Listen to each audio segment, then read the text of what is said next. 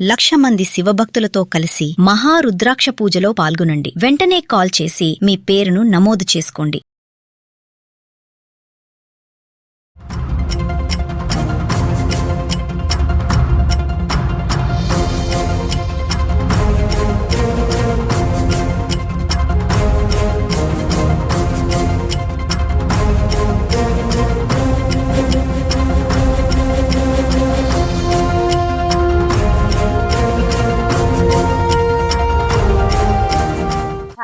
Alias largest digital media network Suman టీవీకి స్వాగతం. ప్రస్తుతం మనతో ఉన్నారండి motivational speaker and language trainer Vijaya Bangaru Amma. So కోయంబత్తూరులో జరిగిన ఐజీ రమ్య గురించి అందరికీ తెలిసిందే. అంటే దీన్ని మనం అసలు ఎందుకు ఇలా ఉండాలి, ఎక్కడ ఎలా ఉండాలి అనేది అందరూ తెలుసుకోవాల్సిందే. పోలీసులు అయితే నవ్వకూడదా, లేకపోతే ఎవరు నవ్వకూడదా అంటే నవ్వకూడదు. సిచ్యువేషన్ బట్టి ఎక్కడ నవ్వాలి, ఎక్కడ ఏడవాలి అనేది తెలియకపోతే మనలో మానవత్వం నశించినట్లే కదా. సో దీని గురించి అమ్మని అడిగి తెలుసుకుందాం. అమ్మ నమస్తే. అమ్మ నమస్తే.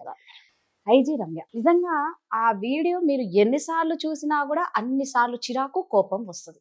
అవునండి. మీ క్యాడర్ ని పక్కన పెడితే ఒక ఆడవాళ్ళుగా, మనం ఒక సాటి ఆడదానిగా, ఒక తల్లి బిడ్డను అన్యాయంగా పోగొట్టుకుంటే అంతగా ఎందుకు అది నువ్వు ప్రెస్ మీట్ స్టార్ట్ అవ్వకపోయినా అమ్మా, వన్స్ నీ దగ్గర అందరు ఉన్నారు, మీడియా అంతా ఉంది, నువ్వు ఎక్కడికి వచ్చినట్లు?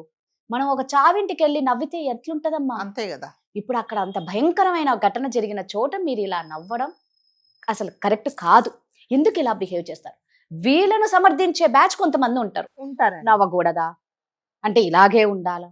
ఎందుకు నవ్వుతారు? నవ్వకూడదు అని చెప్పట్లేదండి రాధ గారు. ఇక్కడ రాసే కమెంట్స్ రాసేవాళ్ళు నవ్వకూడదా అని అడుగుతారు. నవ్వకూడదు, కానీ ఎప్పుడు నవ్వాలి, ఏ సందర్భము, మనం వచ్చిన సందర్భం ఏంటి, అక్కడ జరిగిన ట్రాజడీ ఏంటి అనేది ఇంపార్టెంట్ కదండి. నవ్వకూడదా? పోలీసు వాళ్ళకి హక్కులు లేవా? వాళ్ళకు కూడా ప్రైవేట్ లైఫ్ ఉంటుంది. ఎస్, ప్రతి ఒక్కరికి ప్రైవేట్ లైఫ్ ఉంటుందండి. మీకు, నాకు, ప్రతి ఒక్కరికి ఉంటుంది. కానీ ఆ సమయము సందర్భాన్ని బట్టి కదా మనం బిహేవ్ చేస్తాం. మీ ముగ్గురు ఆఫీసర్స్ చాలా మంచి హ్యాపీ మూడ్ లో ఉన్నారు. అలాంటప్పుడు మీరు ముగ్గురు ఒక రూమ్ లో కూర్చొని చక్కగా మీరు ఎంజాయ్ చేయండి. చక్కగా మీరు ఒకరినొకరు షేర్ చేసుకోండి. ఒక ఆయన ఫోన్ చూసుకుంటారు, ఒక ఆవిడేమో గోర్లు గిల్లుకుంటది, ఒక ఆయనేమో ఇంకో చూసింది చెప్తున్నాడు, ఇంకొక ఆయన ఫోన్ మాట్లాడుతున్నారు ఆ ముగ్గురులో.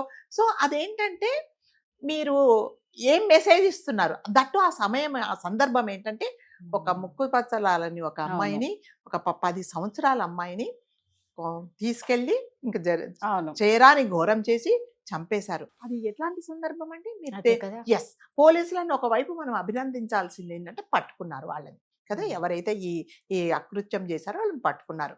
ఎస్, ఆ సందర్భంలో నవ్వారా? అది కాదు కదా, మీరు ప్రెస్ మీట్ పెట్టలేదు.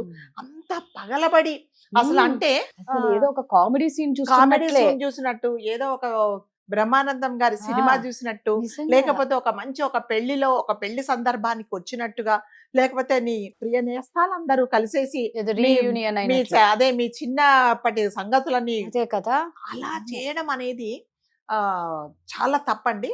సో ప్రతి దానికి రాధ గారు ఒక సమయము, ఒక సందర్భము అని. ఎస్, మనం పెళ్లికి వెళ్తాం, చక్కగా అందరూ జాలీ మూమెంట్ లో ఉంటారు, అందరము చాలా ఇది. ఎవరో వచ్చి మధ్యలో ఏడుస్తూ కూర్చుంటే ఏ నీకు బుద్ధి లేదా, అందరూ శుభమాని పెళ్లి చేసుకుంటుంటే ఏడుస్తావేంటి అని అంటారు. అట్లాగే ఒకరు బాగలేనప్పుడు, ఒక హాస్పిటల్కి వెళ్ళినప్పుడు చూసినప్పుడు మన డ్రెస్సింగ్ కూడా చాలా ఇంపార్టెంట్. ఎలా వెళ్ళాలి ఏంటి అనేది కదా. పరామర్శకు వెళ్తాం, వెళ్ళినప్పుడు ఎలా వెళ్తామంటే అంటే నిజంగా ఎదుటి వాళ్ళు వాళ్ళు బాధపడతారు, నేనెందుకు బాధపడాలి? ఎస్, నువ్వు వెళ్ళే సందర్భం ఏంటంటే వాళ్ళని పరామర్శించడానికి వెళ్తున్నావు కాబట్టి ప్రతి దానికి అంటారు కదా, సమయము సందర్భము చూసుకొని మనం మాట్లాడాలి, మనం ప్రవర్తించాలి, మన డ్రెస్సింగ్ సెన్స్ కూడా అలాగే ఉండాలి. ఇంకొకటి ఏంటంటే ఇప్పుడు ప్రతి ఒక్కటండి, మీరు ఏం చేసినా కూడా కెమెరాస్ ఆన్లో ఉంటాయి. ఏం చేసినా ప్రతి ఒక్కరు ఎవరో ఒకరు సోషల్ మీడియాలో పెడుతున్నారు. రోడ్డు మీద ఏదన్నా జరిగితే, ఏదన్నా యాక్సిడెంట్ జరిగిన వాడిని తీసుకెళ్లి అంబులెన్స్లో తీసుకెళ్ళట్లేదండి, హాస్పిటల్కి ఫోన్ చేయట్లేదు. ఏం చేస్తున్నారు? దాన్ని వీడియో తీసేసి ఇన్స్టాగ్రామ్లలో వాళ్ళ దాంట్లో వాళ్ళు పోస్ట్ చేసుకున్నారు. సో మనం చేసే ప్రతి చర్య సోషల్ మీడియాలో పెడుతున్నారు, కెమెరాలకు చిక్కుతామన్నప్పుడు మీరు ఎంత జాగ్రత్తగా ఉండాలి. ఒక బాధ్యత గల ఒక పోలీస్ ఆఫీసర్గా ఉన్నప్పుడు మిమ్మల్ని చూడంగానే, అంటే పోలీసు వాళ్ళు అనగానే మనకు ఒక రకమైన జంక్ వస్తుందండి కదా. వాళ్ళు చాలా స్ట్రిక్ట్గా ఉంటారు, చాలా ఇదిగా ఉంటారు. దట్టు మీరు అలాంటి సందర్భం ఏంటండి, నవ్వకూడని సందర్భం కదా! అది కదా. అవును. మీరు సరే మీరు ఏమన్నా, చాలా మంది నేను కూడా ఇన్స్టాగ్రామ్ లో చూసాను, వాళ్ళకు ఏం రైట్ లేదా, వాళ్ళకు కూడా ప్రైవేట్ లైఫ్ ఉండదా, వాళ్ళు ఎందుకు నవ్వకూడదు అంటే, దీని గురించే వాళ్ళు నవ్వుకుంటున్నారని మీకేం తెలుసు అంటే, మాకు తెలియదండి, మేమేం వాళ్ళ దగ్గరికి వెళ్ళి ఫోన్ల దగ్గరికి వెళ్ళి చూడలేదు, పక్కన కూర్చోదు. కానీ ప్రెస్ మీట్ దేనికి పెట్టారండి, ఇది జరిగింది కాబట్టి ఇదిగో దీనికోసం మేము మాట్లాడడానికి పెడుతున్నాం అన్నప్పుడు అందరూ చాలా, పోలీసు వాళ్ళు ఏం సందేశం ఇస్తారో, అంతే ఇది కదా! జరగకుండా అవును. మేము ఎట్లాంటి చర్యలు తీసుకుంటున్నామో, హ్మ్. మీరు కూడా ఎలాంటి జాగ్రత్తలు ఉండాలో అనేసి ఫస్ట్ పిల్లని కోల్పోయిన ఫ్యామిలీకి ఒక సింపతి చెప్పి, ఏది ఏమైనా మేము పోలీసులం ఎప్పుడు మీకు అండగా ఉంటాం అని అలాగనే మాట్లాడాల్సింది. అలాంటిది మీరు ఇలా నవ్వేస్తే మరి పోలీసులు మా మిగతా వాళ్ళకి ఏం భయం ఏం ఉంటుంది భయం చెప్పండి. ఉంటుందమ్మా? నిజంగా. దాని సీరియస్నెస్ ఏముంది? సో అది అంటే నిజంగా ఆయన సీఎం గారు ముగ్గురిని మంచి నిర్ణయం సస్పెండ్ తీసుకుని, చేసేసి సస్పెన్షన్ అంటే రాజుగారు, suspension is not a punishment అండి. సస్పెన్షన్ అంటే ఏంటంటే, ఉన్న చోటు నుంచి ఇంకొక చోటుకి బదిలీ చేస్తున్నారు అంతే. అంతేగాని వాళ్ళకి వెంటనే ఇమీడియట్ గా పోస్టింగ్స్ కూడా ఇచ్చారండి. సో ఇచ్చేసారా? అంతే. సస్పెన్షన్ అంటే ఏంటంటే, మీరు ఉన్న ఉద్యోగం నుంచి పర్మనెంట్ గా తీసేయాలి. తీసేయాలి. అలా తీసేయాలి అంటే ఫస్ట్ వాళ్ళు చార్జర్ షో కాజ్ నోటీస్ ఇవ్వాలి. ఏ సందర్భంలో మీరు నవ్వారు, ఎందుకు మీరు షో కాజ్ అంటే, మీరు ఈ కాజ్ ఏంటి కాబట్టి మీరు ఈ కాజ్ మాకు చూపించండి అనేది షో కాజ్ నోటీస్ ఇస్తారు. తర్వాత చార్జెస్ ఫ్రేమ్ చేస్తారు, తర్వాత ఇన్వెస్టిగేషన్ ఉంటది, ఓకే. ఇవన్నీ తర్వాత వాళ్ళు ఊస్ చేస్తారు. కానీ సీఎం గారే దీన్ని సీరియస్ గా తీసుకున్నారు. ప్రతి ఒక్కరూ దీన్ని వ్యతిరేకిస్తున్నారు. కాకపోతే మనకు అనుకున్నట్టుగా కొంతమంది దాన్ని సమర్థించే వాళ్ళు ఉన్నారు, సమర్థించే వాళ్ళు తక్కువ, దీన్ని వ్యతిరేకించిన వాళ్ళు ఎక్కువ. కాబట్టి దాన్ని బేస్ చేసుకొని వాళ్ళను మాత్రము అంటే ఊస్ చేసిన జాబ్ లెవెల్ నుంచి ఇప్పుడు మీరు ఇక్కడిని తీసేశారండి, వాళ్ళకి ఎక్కడో పోస్టింగ్స్ వేసారు. That is not a punishment. అలా కాదు కదా, అసలు వాళ్ళకి ఎక్కడ జాబ్ లేకుండా చేయాలి అంటే అప్పుడు కదా బాధ్యత అదే అనేది అప్పుడే తెలుస్తది. భయము ఉంటది మిగతా పక్కన వాళ్ళకి కూడా. వాళ్ళందరికీ, వాళ్ళే ఆ. కాదండి, ఎవరైనా సరే అవును. మనం ఎవరైనా. పబ్లిక్ లో కూర్చొని మాట్లాడుతున్నప్పుడు సమయము, సందర్భము, మనం దేని గురించి మాట్లాడుతున్నాము అనేది ఉంటది. మీరు అలా సంతోషంగా ముగ్గురు పగలబడి నవ్వుతూ ఉంటే, ఆ కూతురును పోగొట్టుకున్న ఫ్యామిలీ వాళ్ళు ఎంత బాధగా ఉంటది కదా. నిజం. చాలా బాధపడతారు కదా. కూతురు పోయింది, 10 సంవత్సరాల అవును. అమ్మాయి పోయింది. కాబట్టి ప్రతి దానికి అంటారు కదా, ఒక సమయం, ఒక అవును. సందర్భం, మన డ్రెస్సింగ్ సెన్స్ ఏంటి, మనం ఎవరితో మాట్లాడుతున్నాం, ఎక్కడికి వెళ్తున్నాము, ఎలా మాట్లాడాలి అనేది కూడా చాలా ఇంపార్టెంట్.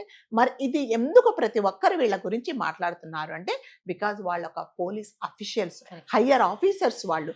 అలాంటి ఉన్నప్పుడు వాళ్ళు చక్కగా చాలా సీరియస్ గా ఉండి, దాని తర్వాత అసలు ఒక ప్రెస్ అతను వచ్చి ఏదో ఇంటర్వ్యూ చేస్తుంటే కూడా ఆవిడ అప్పుడు ఆవిడ నవ్వుతూనే చెప్తుంది. కంట్రోల్ చేసుకోలేకపోతుంది ఆవిడ. ఏముంది అక్కడ, నువ్వు అంతగా నవ్వడానికి అసలు ఏముంది? పోనీ అంటే ఇప్పుడు మనం అందరం ఏమనుకుంటున్నాము, మీకేం సీరియస్నెస్ లేదా, లేదా? లేదా ఒక అమ్మాయిని అంత దారుణంగా హింసించి చంపేశారు అంటే మీకెందుకు బాధ్యత లేదా? ఎస్, వాళ్ళని పట్టుకున్నారు కరెక్టే. కానీ ఇప్పుడు మీరు చేసిన కృషి అంతా, మీరు ఈ పని చేసినందుకు ఇప్పుడు దాన్ని ఎవరంటున్నారు, పట్టుకున్నారు బేష్ అని అనట్లేదండి. అవును. మీరు ఇలా నవ్వడం తప్ప కాదా? అంటే మా మనోభావాలన్నీ మాకు దెబ్బతింటాయి కదా, మేము ఎంత బాధపడతాం. ఎవరికైనా కదా? చూస్తేనే చాలా విరక్తి ఇప్పుడు కలిగేలా ఉంది అమ్మా. వాళ్ళ మీద విసుగు, హయ్యర్ కోపం. అఫీషియల్స్ ఒక ప్రెస్ మీటింగ్ పెడుతున్నారంటే ప్రతి ఉమ్. ఒక్కరు అలర్ట్ అయి ఉంటారు. ఏం చెప్తారో, ఎలా పట్టుకున్నారో, సో మన ప్రజలందరికి ఎంత సందేశం ఇస్తారో, మనం అందరం ఎలా అలర్ట్ అవ్వాలో, లేకపోతే ఇంకా దీనికోసమని ఏదైనా వింగ్ ఓపెన్ చేస్తున్నారా, సో ఇవన్నీ వాళ్ళు మనతో షేర్ చేసుకుంటారని మనం అందరము వెయిట్ చేస్తున్న సందర్భంలో మీరు అలా నవ్వుతే మీ మీద గౌరవాన్ని మీరే పోగొట్టుకున్నారు. పోగొట్టుకున్నా. కాబట్టి ఎప్పుడైనా సరే మనం ఒక చోట అంటే మరి ముఖ్యంగా ఇలాంటి మీటింగ్స్ లో మాత్రం చాలా చాలా జాగ్రత్తగా ఉండాలండి. చాలా వాళ్ళే కాదు, జాగ్రత్తగా ఎవరైనా సరే. ఇవి చాలా మనం- సున్నితమైన విషయాలు కదా? అది ఆ. నిజంగా ఒక తల్లి తండ్రికి కడుపుకోత అలాంటి చోట నేను నవ్వుకోవడం అనేది ఇది అంతే correct కదా. కాదు. ఇప్పుడు ఎవరో చనిపోయారు, మనం ఆ. ఎలా చనిపోయాడండి నవ్వుకుంటూ అని పలకరిస్తారా? నవ్వుతామా? కాదు కదా. అయ్యో కాలు ఇరిగిందా, అరే భలే గాలి ఇరిగిందే అని అనం కదా అన్నాం కదా, మనము. అదే సో కదా. మన వాయిస్ లోనే తెలుస్తుంది, మన ముఖ కవళికల్లోనే తెలుస్తుంది, మన బాడీ లాంగ్వేజ్ లోనే తెలుస్తుంది. వీళ్ళు అంటే మనమేం దానికోసము కళ్ళ వెంబడి నీళ్లు అవసరం లేదు. కార్చేసి ఏడవక్కర్లేదండి. మనం మాట్లాడే దాంట్లోనే మనము ఎంత బాధపడుతున్నామో అనేది తెలియాలి. తెలియాలి. కాబట్టి ఏది ఏమైనా మనం వాళ్ళని తప్పు పట్టట్లేదండి. ఇక మీదటైనా అంటే ప్రతి ఒక్కరు ఎవరైతే మీరు పబ్లిక్ ని అడ్రస్ చేస్తూ మాట్లాడుతున్నారో, ఈ సందర్భమే కాదు ఏ సందర్భంలో అయినా కూడా చాలా జాగ్రత్తగా మాట్లాడాలి. సో మనను 1000 కళ్ళు మనని మన అబ్జర్వ్ మీదే ఉంటాయి. చేస్తున్నాయి. Yes. 1000 కళ్ళు, 1000 కెమెరాలు, ఉమ్. 1,00,000 కెమెరాలు కూడా అబ్జర్వ్ చేస్తున్నాయేమో మనకు తెలీదు. మనం చేసే ప్రతి చర్య, ప్రతి ఒక్కటి మన గురించి సోషల్ మీడియాలో Right. పెడతారు, పోస్ట్ చేస్తారు కాబట్టి చాలా జాగ్రత్తగా ఉండాలి. చాలా చక్కగా చెప్పారు. Thank thank you. యూ.